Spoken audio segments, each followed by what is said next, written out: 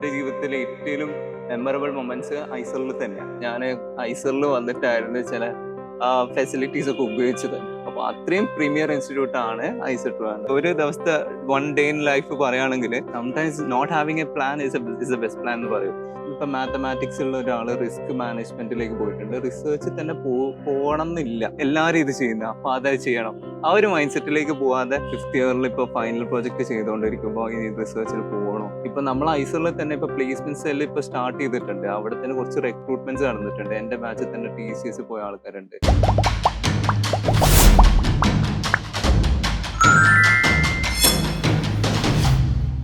Hello everyone.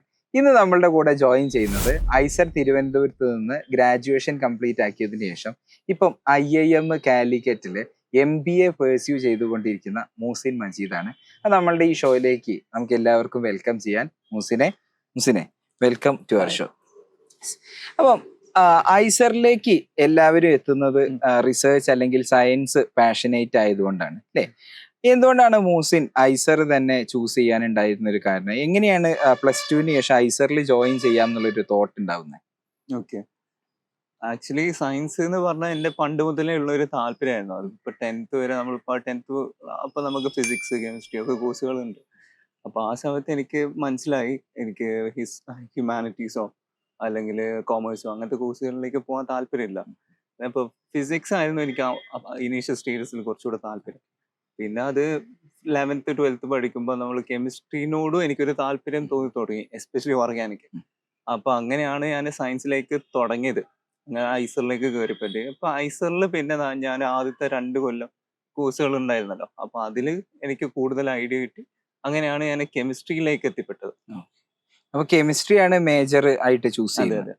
അപ്പൊ ഈ major course കെമിസ്ട്രിയിൽ തന്നെ ചെയ്യാം എന്നുള്ള ഒരു ഡിസിഷൻ എടുക്കാനുണ്ടായിരുന്ന ഒരു കാരണം എന്ന് പറയുന്നത് അത് ഐസറിൽ എത്തിയതിനു ശേഷമാണ് ഫിസിക്സോ കെമിസ്ട്രിയോ അതിൽ കെമിസ്ട്രി തന്നെ ചൂസ് ചെയ്യണം എന്നുള്ള തീരുമാനിക്കുന്നത് അല്ലേ? അപ്പൊ ആ ഒരു ഡിസൈഡിങ് ഫാക്ടർ എന്തായിരുന്നു? കുറെ ഫാക്ടേഴ്സ് ഉണ്ടായിരുന്നു. ഫസ്റ്റ് ഓഫ് ഓൾ എന്റെ ഫാമിലിയിൽ, ഉമ്മാന്റെ ഫാമിലിയിൽ തന്നെ റിസർച്ചിലോട് വർക്ക് ചെയ്യുന്ന കുറെ പേരുണ്ടായിരുന്നു. കെമിസ്ട്രിയിൽ വർക്ക് ചെയ്ത് ജപ്പാനിൽ വർക്ക് ചെയ്ത എൻ്റെ ഉമ്മാന്റെ കസിൻ ഉണ്ടായിരുന്നു. അപ്പൊ മൂപ്പര് ഒരു ഇൻസ്പിറേഷൻ ആയിരുന്നു എനിക്ക് പണ്ട് മുതലേ. അപ്പൊ ആ ഒരു ഫാക്ടർ ഉണ്ടായിരുന്നു. അതല്ലാതെ കെമിസ്ട്രിയിൽ കുറെ ഓപ്പർച്യൂണിറ്റീസ് ഉണ്ടെന്ന് അറിയായിരുന്നു, ഒരു R&Dയിലൊക്കെ ആയിക്കോട്ടെ. അപ്പൊ അതുകൊണ്ടാണ് ഞാൻ കെമിസ്ട്രീനോട് കുറച്ചുകൂടെ താല്പര്യം. പിന്നെ ഓർഗാനിക് എനിക്ക് എസ്പെഷ്യലി നല്ല ഇഷ്ടപ്പെട്ടിരുന്നു 12th തന്നെ. അപ്പൊ ആ ഒരു പ്രിഫറൻസ് ഉള്ളതുകൊണ്ടാണ് ഞാൻ കെമിസ്ട്രി എടുത്തത്.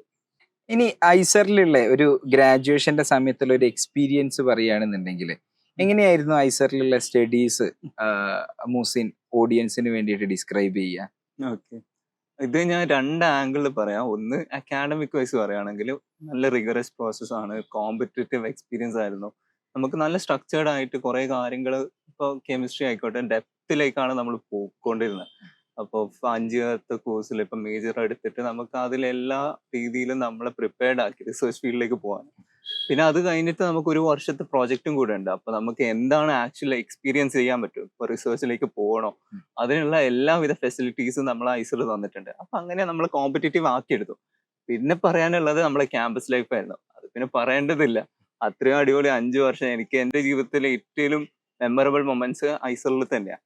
അപ്പൊ ആ ആസ്പെക്ട് നോക്കുകയാണ്, ഐസർ എനിക്ക് എല്ലാ രീതിയിലും ഫുൾഫില്ലിംഗ് ആയിട്ടാണ് തോന്നിയത്. ഐസറിലുള്ള എക്സ്പീരിയൻസ് ഇപ്പൊ എങ്ങനെയായിരുന്നു എന്നുള്ളത് മൂസിൻ ഷെയർ ചെയ്തു. ഉം.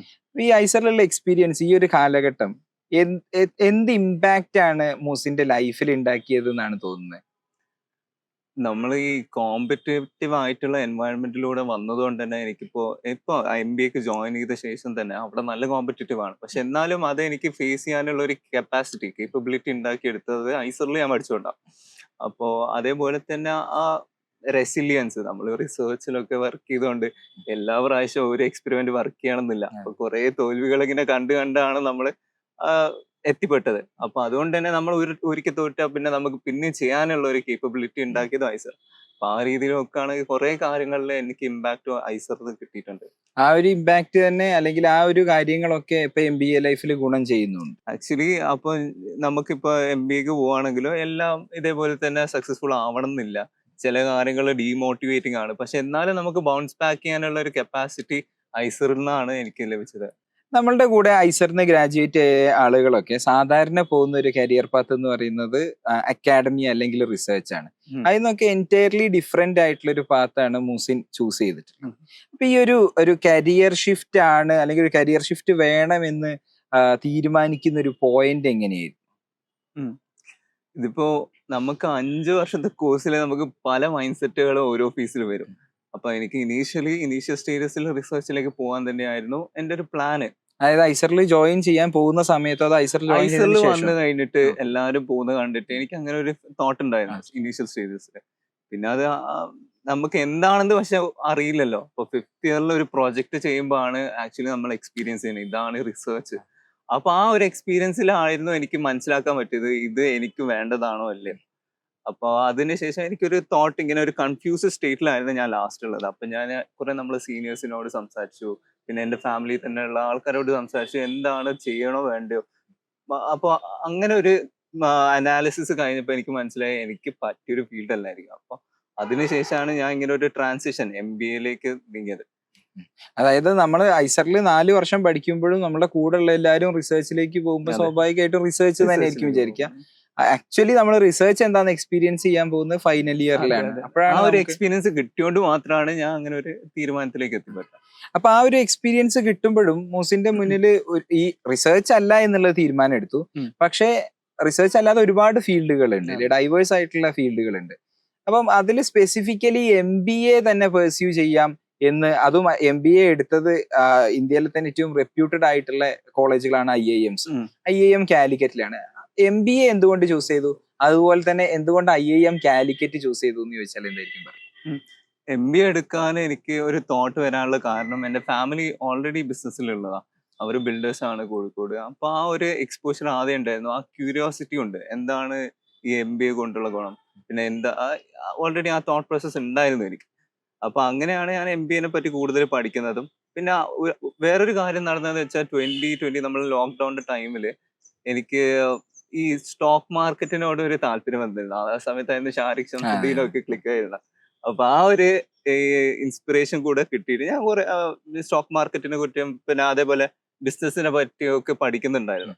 അപ്പൊ അങ്ങനെ ഒരു എക്സ്പോഷർ കിട്ടി. പിന്നെ അതിനെപ്പറ്റി കൂടുതൽ പഠിച്ചുകൊണ്ടിരുന്നപ്പോ ഞാൻ ഒരു ബുക്ക് മറ്റേ റിച്ച് ഡാഡ് പുവർ ഡാഡ് എന്ന് പറഞ്ഞ ബുക്ക് വായിച്ചിട്ടുണ്ടാവും. Robert Kiyosaki. അതെ, റോബർട്ട് കിയോസാക്കിന്റെ ആ ബുക്കില് അതിൽ അയാള് സെയിൽസ് പേഴ്സണിനെ പറ്റി നല്ല രീതിയിൽ പിച്ച് ചെയ്യുന്നുണ്ട്.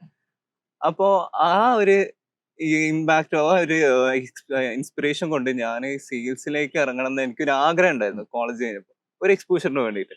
അപ്പൊ അങ്ങനെ ഞാൻ എന്റെ ഫാമിലി ബിസിനസ്സിൽ തന്നെ സെയിൽസിൽ ജോബിലേക്ക് വർക്ക് ചെയ്തു.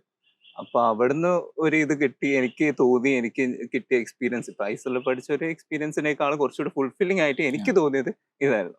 അപ്പൊ അങ്ങനെയാണ് ഞാൻ ഒരു MBA കൂടെ ചെയ്താൽ എനിക്ക് കുറച്ചുകൂടെ വാല്യൂ കിട്ടുമായിരിക്കും തോന്നി. അപ്പൊ അങ്ങനെയാണ് ഞാൻ MBA എടുക്കാൻ. നീ എന്തുകൊണ്ടാണ് IIM കാലിക്കറ്റ് ചൂസ് ചെയ്യുന്നത്? ഓക്കെ, IIM കാലിക്കറ്റ് ചൂസ് ചെയ്യാൻ ഒന്നാമത് എന്റെ വീടിന്റെ അടുത്തായിരുന്നു. പിന്നെ എനിക്ക് കിട്ടിയതിൽ ഏറ്റവും ബെസ്റ്റ് ഓപ്ഷൻ കോഴിക്കോടായിരുന്നു. അതായത് ഇപ്പൊ IIMസിൽ പറയുകയാണെങ്കിൽ ABC അഹമ്മദാബാദ്, ബാംഗ്ലൂർ, കൽക്കട്ട ഇത് മൂന്നുമാണ് ഏറ്റവും ടോപ്പ് ടയർ കോളേജസ്.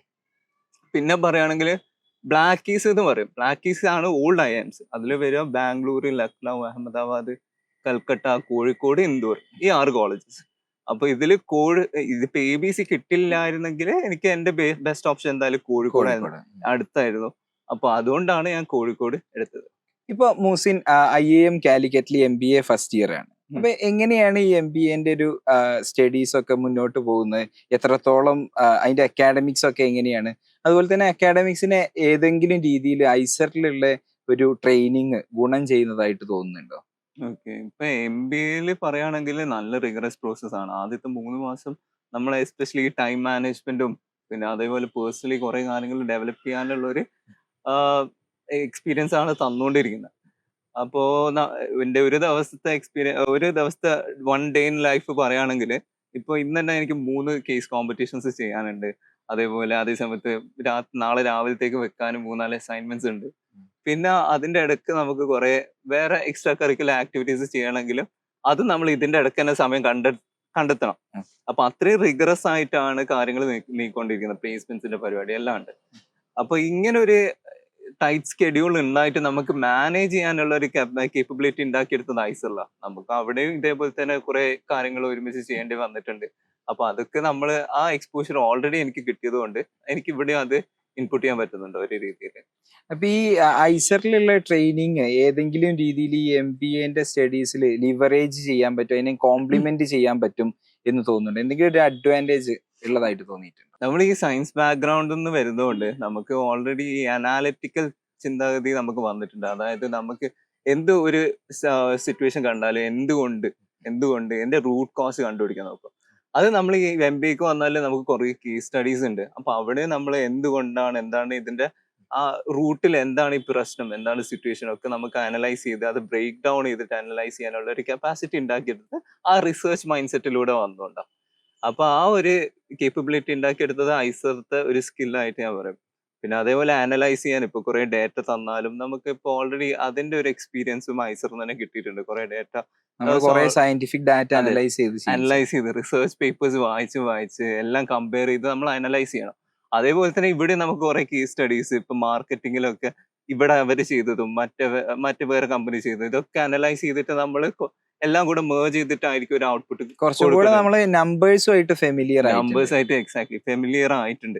അപ്പൊ ആ ഒരു എക്സ്പോഷർ കിട്ടിയത് കൊണ്ട് നമുക്ക് കുറച്ചുകൂടെ സിമ്പിൾ ആയിട്ട് എനിക്ക് തോന്നിയിട്ടുണ്ട്. ഇപ്പൊ ഐസർ കഴിയുന്ന ഒരു കുട്ടിക്ക് MBA അതും IIM ജോയിൻ ചെയ്യണമെന്നുണ്ടെങ്കിൽ ക്ലിയർ ചെയ്യേണ്ട എക്സാം കാറ്റ് എക്സാം ആണ്. ഉം. അപ്പൊ എങ്ങനെയായിരുന്നു അതിന്റെയൊക്കെ ഒരു പ്രിപ്പറേഷൻ? കാറ്റ് എക്സാം ക്രാക്ക് ചെയ്യുന്നതിൽ ഏതെങ്കിലും രീതിയിൽ നമ്മുടെ സയന്റിഫിക് ബാക്ക്ഗ്രൗണ്ട് അതുകൊണ്ടൊരു ഗുണം തോന്നിയിട്ടുണ്ടായിരുന്നു? ആക്ച്വലി കാറ്റ് എക്സാം എന്ന് പറയുന്നത് ബാക്കി നമ്മളിപ്പോ ഇത്രയും കാലം പ്രിപ്പയർ ചെയ്ത എക്സാംസിനെക്കാളും കുറെ കൂടെ സിംപ്ലറാ. അപ്പം ഇപ്പോ ക്വാണ്ട് പിന്നെ ബേസിക് ആപ്റ്റിറ്റ്യൂഡ് ടെസ്റ്റ് ആണ് കാറ്റ് എക്സാം. അപ്പൊ ഈ മാത്സ് ഒക്കെ നമുക്ക് കുറച്ചുകൂടെ സിമ്പിൾ നമ്മൾ കാൽക്കുലേറ്റ് ചെയ്തൊക്കെ ചെയ്തിട്ട് വരുന്നതാ. അപ്പൊ ഈ ഇത്രയും ബേസിക് ലെവലായിട്ടുള്ള മാത്സ് ഒക്കെ ചെയ്യുമ്പോൾ നമുക്ക് കുറച്ചുകൂടെ എളുപ്പത്തിൽ ചെയ്യാൻ പറ്റും.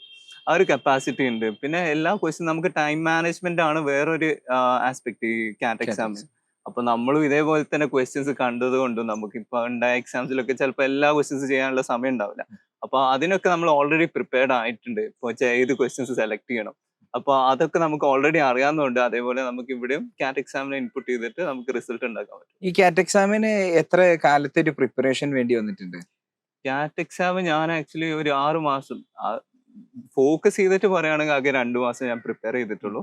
അതില് കൂടുതൽ സമയം ഞാൻ മോക്ക് ടെസ്റ്റ് എടുക്കുക ചെയ്തത്. ഏതെങ്കിലും കോഴ്സ് അറ്റൻഡ് ചെയ്തിട്ടുണ്ടായിരുന്നു? ഞാൻ ഇവിടെ കോഴിക്കോട് ടൈമിൽ പോയിട്ടുണ്ടായിരുന്നു. ഇപ്പോ IIM MBA ചെയ്യുന്ന ഒരു സ്റ്റുഡന്റിന്റെ മുന്നിലുള്ള ഓപ്പർച്യൂണിറ്റീസ് എന്തൊക്കെയാണ്? അതായത് MBA കഴിഞ്ഞിട്ട് മൂസിൻ പേഴ്സണലി എന്താണ് ചെയ്യാൻ ഉദ്ദേശിക്കുന്നത്? ഇപ്പോൾ MBA പറയുകയാണെങ്കിൽ പല ഡൊമെയിൻസും ഉണ്ട്. HR, marketing, operations, finance, consulting എല്ലാം ഉണ്ട്. അപ്പോൾ ഇതില് നമ്മളിപ്പോൾ ഇത് കഴിഞ്ഞ കോഴ്സ് കഴിഞ്ഞാൽ നമുക്ക് ചൂസ് ചെയ്യാനുള്ള ഓപ്ഷൻസ് ഉണ്ടാവും. ഓപ്പറേഷൻസിൽ കുറെ മാനുഫാക്ചറിങ് കമ്പനീസ് അതൊക്കെ വന്നിട്ടാണ് റിക്രൂട്ട് ചെയ്യുന്നത്. ഫൈനാൻസ് ആയിക്കോട്ടെ, ഇവിടെ വലിയ ഇൻവെസ്റ്റ്മെന്റ് ബാങ്കേഴ്സ്, ഗോൾഡ്മാൻ സാക്സ്, അതുപോലത്തെ വലിയ വലിയ കമ്പനീസ്, പിന്നെ മാർക്കറ്റിംഗിൽ HUL എല്ലാ കമ്പനീസും വരുന്നുണ്ട്. അപ്പൊ നമുക്ക് എല്ലാ ഡൊമെയിൻസിലും ഇപ്പൊ ഞാൻ കെമിസ്ട്രിന്ന് വരുന്നതുകൊണ്ട് എനിക്ക് സ്പെഷ്യൽ ആയിട്ടുള്ള ഒരു അഡ്വാൻറ്റേജ് വരാനുള്ള സാധ്യത എന്ന് വെച്ചാൽ കൺസൾട്ടിങ്ങില് ഈ കെമിക്കൽ കമ്പനീസ് ഇപ്പം ഫാർമസ്യൂട്ടിക്സിലൊക്കെ വർക്ക് ചെയ്ത് അവർക്ക് കൺസൾട്ടന്റ് ആയിട്ട് വർക്ക് ചെയ്യാനുള്ള ഒരു ഓപ്പർച്യൂണിറ്റി കിട്ടാൻ സാധ്യത ഉണ്ട്. അപ്പൊ ഈ മാസ്റ്റേഴ്സ് ഒക്കെ കഴിഞ്ഞ് വരുന്നതുകൊണ്ട് നമുക്ക് അത്രയും നോളജ് ഉണ്ട്. അപ്പൊ അങ്ങനത്തെ എക്സ്പേർട്സിനെ ഇവർക്ക് ആവശ്യമുണ്ട്. ഇപ്പൊ കൺസൾട്ടൻസിയിലൊക്കെ ഈ ഫാർമസ്യൂട്ടിക്സും അതേപോലെ കെമിക്കൽ ഇൻഡസ്ട്രിയിൽ കുറെ പേർക്ക്. അപ്പൊ അതിൽ നമുക്ക് സ്പെഷ്യൽ ആഡഡ് അഡ്വാൻറ്റേജ് ഉണ്ട് ഐസറിൽ പഠിച്ചതുകൊണ്ട്. പിന്നെ നമുക്ക് മാർക്കറ്റിംഗിലാണ് എനിക്കൊരു ചെറിയൊരു ചായ്വുള്ളത്. ഒന്നാമത് ഫാമിലി ബിസിനസ്സിലായതുകൊണ്ട് അവരെ മാർക്കറ്റിംഗ് എനിക്ക് കുറച്ചുകൂടെ ഡെവലപ്പ് ചെയ്യാൻ ആഗ്രഹമുണ്ട്. അപ്പൊ അതുകൊണ്ട് മാർക്കറ്റിംഗിലേക്ക് ഒരു പ്രിഫറൻസ്. അപ്പം MBA ഒക്കെ എടുത്ത് അപ്സ്കിൽ ചെയ്തതിനു ശേഷം ഈ ഫാമിലി ബിസിനസ്സിലേക്ക് ജോയിൻ ചെയ്യാനാണ് പ്ലാൻ ചെയ്യുന്നത്? അത് ഫ്യൂച്ചറിൽ കുറച്ച് കഴിഞ്ഞിട്ട് എനിക്കൊരു താല്പര്യമുണ്ട്.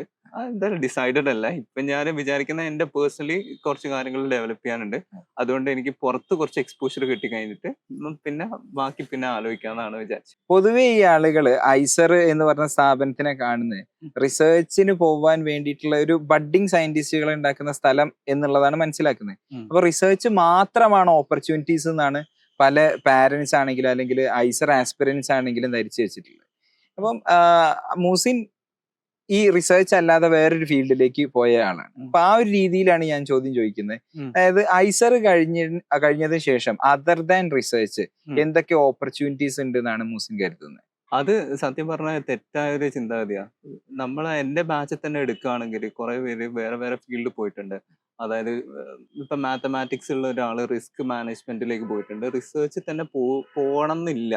ഓക്കെ. വേറെ ഓപ്പർച്യൂണിറ്റീസ് ഉണ്ട്. അത് അറിയാത്തത് കൊണ്ടാ. ഇപ്പൊ നമ്മൾ ഐസറിൽ തന്നെ ഇപ്പൊ പ്ലേസ്മെന്റ് സെൽ ഇപ്പൊ സ്റ്റാർട്ട് ചെയ്തിട്ടുണ്ട്. അവിടെ തന്നെ കുറച്ച് റിക്രൂട്ട്മെന്റ്സ് നടന്നിട്ടുണ്ട്. എന്റെ ബാച്ചിൽ തന്നെ TCS പോയ ആൾക്കാരുണ്ട്, പിന്നെ ഡെലോയിറ്റ് പോയ ആൾക്കാരുണ്ട്. സിഞ്ചൻ എന്ന് പറഞ്ഞ കെമിസ്ട്രി ഡിപ്പാർട്ട്മെന്റിൽ തന്നെ R&Dയിൽ റിക്രൂട്ട് ചെയ്യുന്നുണ്ട്. സിഞ്ചൻ എന്ന് പറഞ്ഞ കമ്പനി, സിപ്ല, ഇങ്ങനെ കുറെ കെമിക്കൽ ഇൻഡസ്ട്രീസ് തന്നെ മാറിയ ആൾക്കാരുണ്ട്. അപ്പൊ റിസർച്ച് മാത്രമല്ല ഓപ്പർച്യൂണിറ്റി, പിന്നെ അക്കാഡമിയിൽ പോയ ആൾക്കാരുണ്ട്. ഡയറക്റ്റ് ഇപ്പൊ CSIR JRF ഒക്കെ എഴുതിയിട്ട് നേരെ ടീച്ചിങ്ങിലേക്ക് പോയ ആൾക്കാരുണ്ട്. അപ്പൊ അങ്ങനെ പല ഓപ്പർച്യൂണിറ്റി. പിന്നെ ഈ UPSC എടുത്ത എന്റെ ബാച്ചിൽ തന്നെ സിവിൽ സർവീസ് ഇപ്പം ക്ലിയർ ചെയ്ത ഫാബി റഷീദ്. അപ്പൊ എല്ലാ ഫീൽഡിലേക്ക് ഡൊമൈൻസിലേക്ക് പോകാനുള്ള റിസർച്ചിലേക്ക് മാത്രം അങ്ങനെ ഒതുങ്ങി നിൽക്കുന്ന കൺസ്ട്രെയിൻഡ് ആവുന്നില്ല. വേറെ ഓപ്പർച്യൂണിറ്റീസും ഉണ്ട്. ഇപ്പൊ നമ്മൾ പറഞ്ഞു പല പാരന്റ്സിന്റെയും ആസ്പിരൻസിന്റെയും ധാരണ എന്ന് പറയുന്നത് റിസർച്ച് മാത്രമേ ഈ ഐസറിന് ശേഷം ഉള്ളൂ എന്നാണ്. ഇപ്പം മൂസിൻ ഓൾറെഡി ക്ലിയർ ആക്കി അതർ ദാൻ റിസർച്ച് മൾട്ടിപ്പിൾ ഓപ്ഷൻസിനെ കുറിച്ച് പറഞ്ഞു കഴിഞ്ഞു. ഇത് ധരിച്ചു വെച്ചിരിക്കുന്ന പാരന്റ്സിനോടും കുട്ടികളോടും എന്താണ് മൂസിന് പറയാനുള്ളത്? റിസർച്ച് താല്പര്യം ഇല്ലാത്ത ഒരാള് ഐസറിൽ വന്ന് അവരുടെ ഗ്രാജുവേഷൻ കംപ്ലീറ്റ് ആക്കേണ്ട കാര്യമുണ്ടോ? അല്ലെങ്കിൽ റിസർച്ചിനെ കുറിച്ച് അൺഷുവർ ആണ്, ഭയങ്കര പാഷനേറ്റ് ആണോ ഞാൻ എന്നുള്ളത് അവർക്ക് ഉറപ്പില്ല. അങ്ങനെ ഒരു കുട്ടി ഗ്രാജുവേഷൻ കംപ്ലീറ്റ് ആക്കാൻ വേണ്ടി ഐസറിൽ വരേണ്ട ആവശ്യം ഉണ്ടാവും? ഒരു കാര്യം പറയുകയാണെങ്കിൽ നമുക്ക് എല്ലാ നേരം ഒരു പ്ലാൻ ഉണ്ടാവണം എന്ന് ഒരു നിർബന്ധമുള്ള കാര്യമില്ല. Sometimes not having a plan is a best plan എന്ന് പറയും. അതായത് ഇപ്പൊ ഞാനിപ്പോ പോയപ്പോഴും എനിക്ക് സയൻസിനോട് താല്പര്യം ഉണ്ടായിരുന്നു. അങ്ങനെ കേറിയതാ. പിന്നെ എനിക്ക് ഗ്രാജുവലി ആണ് മനസ്സിലായത് ഇതെല്ലാം എനിക്ക് വേണ്ട ഒരു അതായത് റിസർച്ച് അല്ല വേണ്ടത്. അതാ എനിക്ക് അവിടുന്ന് എത്തിയിട്ടാണ് മനസ്സിലായത്. അപ്പൊ എനിക്ക് ഒരിക്കലും ആദ്യം തന്നെ മനസ്സിലാക്കണം എന്നില്ല. എല്ലാം ഒരു മൈൻഡ് സെറ്റ് മാറും. നമ്മൾ ഓരോ സിറ്റുവേഷൻ വെച്ചിട്ട് മാറിക്കൊണ്ടിരിക്കുന്ന. അപ്പൊ നമുക്ക് ആദ്യം എന്തായാലും ഒരു കൺഫ്യൂഷൻ ഉണ്ടെങ്കിലും നിങ്ങൾക്ക് ആ ഒരു താല്പര്യം ഉണ്ടെങ്കിൽ അവിടെ ചെന്നിട്ട് പിന്നെ നമുക്ക് ക്ലാരിറ്റി ഉണ്ടാവും. ഇതൊക്കെ നമ്മളെ ഇനീഷ്യൽ ഫേസ് ആണ്. എന്തായാലും നമുക്ക് പഠിച്ച് എക്സ്പ്ലോർ ചെയ്യാനുള്ള ഒരു ടൈമാണ്. അപ്പൊ ആ ടൈമിൽ നമുക്ക് ആ ഇഷ്ടപ്പെട്ട സംഭവങ്ങളൊക്കെ ചെയ്തു കഴിഞ്ഞിട്ട് പിന്നെ മാറണമെങ്കിൽ പിന്നെ മാറാം. അതിനുള്ള ഓപ്പർച്യൂണിറ്റീസ് ഉണ്ട്. നമ്മുടെ കരിയറിനെ കുറിച്ച് എപ്പോഴും ഫ്ലെക്സിബിൾ ഫ്ലെക്സിബിൾ, ഓപ്പൺ മൈൻഡഡ് ആയിരിക്കണം. എന്നും ഒരിക്കലും എല്ലാവരും ഇത് ചെയ്യുന്നത് അപ്പൊ അത് ചെയ്യണം. ആ ഒരു മൈൻഡ് സെറ്റിലേക്ക് പോവാതെ എന്താ നിങ്ങൾക്ക് വേണ്ടതെന്ന് ആലോചിച്ചിട്ട് ഒരു തീരുമാനം എടുക്കുന്നതാണ് ബെസ്റ്റ് ഓപ്ഷൻ. നമ്മളുടെ ഈ കോൺവെർസേഷൻ കണ്ടുകൊണ്ടിരിക്കുന്ന ഇപ്പം ഐസറിൽ പഠിച്ചുകൊണ്ടിരിക്കുന്ന സ്റ്റുഡൻസ് ആണെന്നുണ്ടെങ്കിൽ അവരിപ്പോ ഒരു 4th ഇയർ 5th ഇയർ ഒക്കെ ആയിട്ടുണ്ടെന്ന് വിചാരിക്കാം. അപ്പം അവർക്ക് ഒരു ഉറപ്പില്ല, ഞാൻ റിസർച്ച് തന്നെയാണോ പേഴ്സ്യൂ ചെയ്യേണ്ടത് അല്ലേ എന്നുള്ള ഒരു കൺഫ്യൂസ്ഡ് സ്റ്റേറ്റിലിരിക്കുന്ന ആൾക്കാരാണെന്നുണ്ടെങ്കിൽ എനിക്ക് ഉറപ്പുണ്ട് അവരൊക്കെ വന്നത് തീർച്ചയായിട്ടും റിസർച്ചിൽ ഒരു കരിയർ ബിൽഡ് ചെയ്യാൻ വേണ്ടിയിട്ടായിരിക്കും. പക്ഷേ ആ ഒരു അവസാന സമയമൊക്കെ ആകുമ്പോഴേക്ക് കൺഫ്യൂസ്ഡ് സ്റ്റേറ്റിലേക്ക് എത്തിയിട്ടുണ്ടെന്നുണ്ടെങ്കിൽ അവരോട് എന്താണ് മൂസിന് പറയാനുള്ളത്? അത് ആക്ച്വലി അതിനെപ്പറ്റി പറയുകയാണെങ്കിൽ ഞാനും അങ്ങനെ തന്നെ ഒരു ഫേസിൽ പൊയ്ക്കൊണ്ടിരുന്ന ഒരാളാണ്. 5th ഇയറിൽ ഇപ്പോൾ ഫൈനൽ പ്രോജക്റ്റ് ചെയ്തുകൊണ്ടിരിക്കുമ്പോൾ ഇനി റിസർച്ചിന് പോകണോ, എല്ലാവരും പോകുന്നുണ്ട്, ഞാനും ഇതേപോലെ ചെയ്യണോ, ഭയങ്കര കൺഫ്യൂഷൻ ആയിരുന്നു ലാസ്റ്റ് ഇയറിൽ.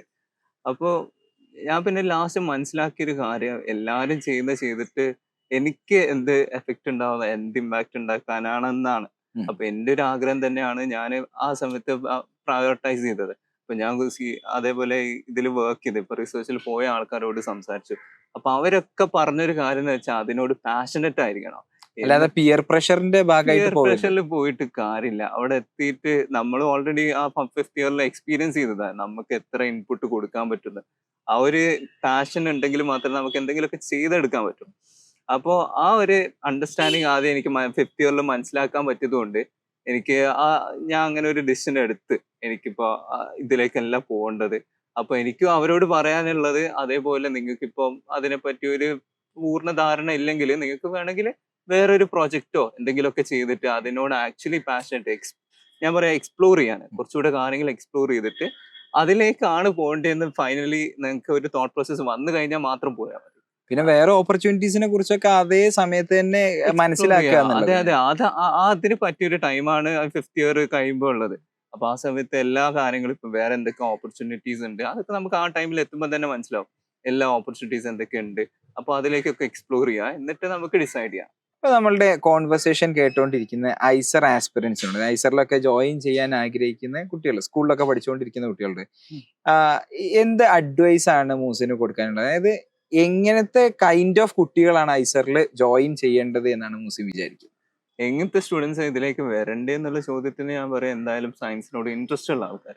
ഏത് രീതിയിൽ ഇപ്പോൾ കോളേജിൽ നമ്മൾ അല്ല സ്കൂളിൽ ഉണ്ടായപ്പോൾ നമ്മൾ സയൻസ് എക്സിബിഷൻസ് അല്ലെങ്കിൽ നമ്മൾ ഒരു സബ്ജക്ട് പഠിക്കുമ്പോൾ അതിനോട് നല്ലൊരു താല്പര്യം തോന്നിയെന്ന് പറയും. ഇപ്പൊ കെമിസ്ട്രി, ഫിസിക്സ്, ബയോളജി, വെറുതെ മാത്സ്, എക്സാം എഴുതി പോവുക എന്നല്ലാതെ അതിനോട് ആ ഒരു സബ്ജക്ട് പാഷൻ തോന്നുന്നുണ്ടെങ്കിൽ, ഇത് എനിക്ക് എന്തോ കണ്ട് ക്യൂരിയോസിറ്റി ഉണ്ടെങ്കിൽ, ഇപ്പോൾ ബയോളജിയിൽ സയൻസിൽ എന്താണ് നടക്കുന്നത്, ഇങ്ങനത്തെ ഒരു ക്യൂരിയോസിറ്റി കുറച്ചുകൂടെ ഡെപ്തിലേക്ക് അറിയണം എന്നുള്ള സ്റ്റുഡൻസിന് പറ്റിയൊരു ഓപ്പർച്യൂണിറ്റിയാണ് ഐസർ.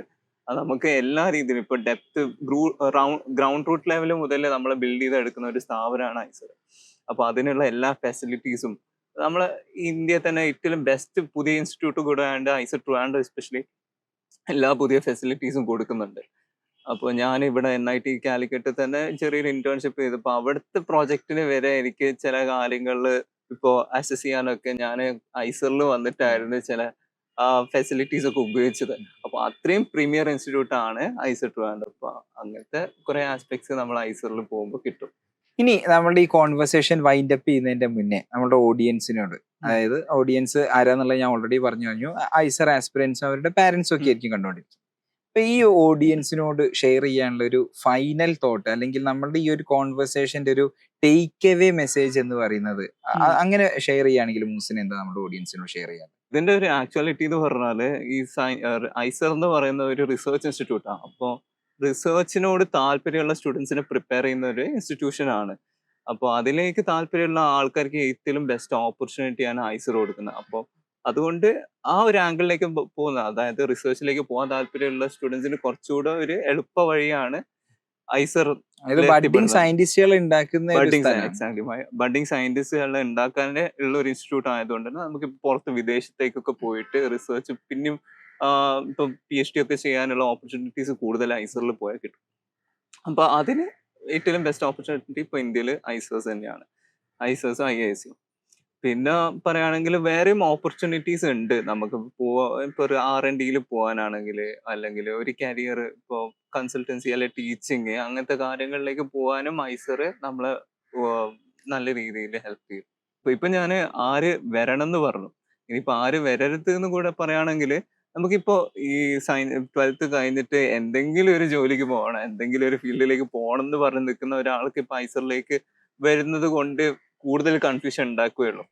അപ്പോൾ ഞാൻ ഇത്ര നേരം പറഞ്ഞ പോലെ കുറച്ചുകൂടെ താല്പര്യമുള്ള ആൾക്കാരാണ് ഐസറിലേക്ക് വരേണ്ടത്. ഇനി കൺഫ്യൂസ്ഡ് ആയിട്ട് ഇരിക്കുന്ന ഒരാൾക്ക് ഒരു ഫൈനൽ തോട്ട് പ്രോസസ്സ് എത്തിയിട്ട് മാത്രമേ ഒരു ഫൈനൽ, അതായത് നിങ്ങൾക്ക് ഇതിലേക്ക് ചെയ്യണം, ഇപ്പൊ കെമിസ്ട്രിയിലേക്ക് തന്നെ പോകണം അല്ലെങ്കിൽ ഫിസിക്സിലേക്ക് പോകണം, അതിലേക്ക് കൂടുതൽ താല്പര്യം ഉണ്ട് തോന്നി തുടങ്ങിയാൽ മാത്രമേ ഐസറിൽ ജോയിൻ ചെയ്യാൻ പറ്റുള്ളൂ. അപ്പൊ അല്ലാതെ വെറുതെ ഒരു കോഴ്സ് എടുക്കാൻ ഐസറിൽ കോഴ്സ് എടുത്താല്, അതെ, വെറുതെ ഒരു കോഴ്സ് എടുക്കാൻ ഞാൻ ഒരു 5 വർഷം വെറുതെ ഒരു കോഴ്സ് എടുക്കാനായിട്ട് ഒരിക്കലും ഐസറിലേക്ക് ജോയിൻ ചെയ്യുന്നത് ഒരു നല്ല ഇതായിട്ട് ഞാൻ ഒരിക്കലും പറയില്ല. അത് ചിലപ്പം പലപ്പോഴും ആയിട്ട് റിഗ്രറ്റ് ചെയ്യാൻ, അതെ, റിഗ്രറ്റ് ചെയ്യും. 5 വർഷമാണ് നമ്മൾ ഡെഡിക്കേറ്റ് ചെയ്യാൻ പോകുന്നത്. അപ്പൊ അതിന്റെ ഒരു ഡിസൈഡ് ചെയ്തിട്ട് മാത്രമേ നമ്മൾ ആ ഒരു സ്റ്റെപ്പിലേക്ക് നീങ്ങാൻ പാടുള്ളൂ. പിന്നെ പറഞ്ഞതുപോലെ ഇപ്പം റിസർച്ചിലേക്ക് പോകാൻ, അല്ലെങ്കിൽ ഫിസിക്സ്, കെമിസ്ട്രി, മാത്സ്, ബയോളജി ഇതേപോലത്തെ സബ്ജക്ട്സിലേക്ക് കൂടുതൽ താല്പര്യമുള്ള ആൾക്കാർക്ക് പോകാൻ എനിക്ക് തോന്നുന്നു വേറെ ഏത് ഓപ്ഷനേക്കാളും ബെസ്റ്റ് ഓപ്ഷൻ ഐസറിൽ തന്നെ ജോയിൻ ചെയ്യുന്നതാണ്. മൂസിനുമായിട്ടുള്ള ഈ ഒരു കോൺവെർസേഷൻ നമ്മുടെ ഓഡിയൻസിന് ഒരുപാട് ഇൻസൈറ്റുകൾ ഉണ്ടാക്കി കൊടുക്കുന്ന ഒരു കോൺവെർസേഷൻ ആണെന്നാണ് ഞാൻ വിശ്വസിക്കുന്നത്. എസ്പെഷ്യലി ഐസറിന് ശേഷമുള്ള കരിയർ ഓപ്പർച്യൂണിറ്റീസിനെ കുറിച്ച് നമ്മൾ ഡിസ്കസ് ചെയ്തു. അതിൽ MBA ലൈഫിനെ കുറിച്ച് മൂസിൻ ഷെയർ ചെയ്തു. അതിൽ നിന്ന് ഒരുപാട് ഇൻസൈറ്റുകൾ ഓഡിയൻസിന് കിട്ടാൻ സാധ്യതയുണ്ട്. അപ്പം അതിനെക്കുറിച്ചൊക്കെ ഒരുപാട് കാര്യങ്ങൾ സമയമെടുത്ത് പറഞ്ഞു തന്നതിന് ഒരുപാട് നന്ദി. So thanks for coming to our show. Thank U.